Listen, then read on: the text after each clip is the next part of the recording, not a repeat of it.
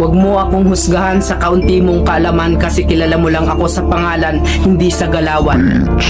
Pinanganak akong mahirap, hindi ako pinalad makapagtapos ng pag-aaral kaya binawi ko na lang sa sipag at diskarte sa buhay. Oo, wala akong pinag-aralan pero kaya kong kumita sa lansangan na hindi mo makukuha sa taas ng iyong pinag-aralan. Bago mo ako husgahan, daanan mo muna lahat ng napagdaanan ko para malaman mo kung sino at bakit ako ganito. Huwag mo husgahan ng isang tao dahil sa natapos niya.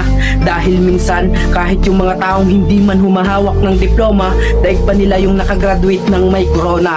Bawat tao may kanya-kanyang kwento sa buhay. Kaya bago mo sila husgahan, alamin mo muna ang kanilang pagkatao at tingnan mo muna ang sarili mo. Baka malala ka pa sa tinitira mo.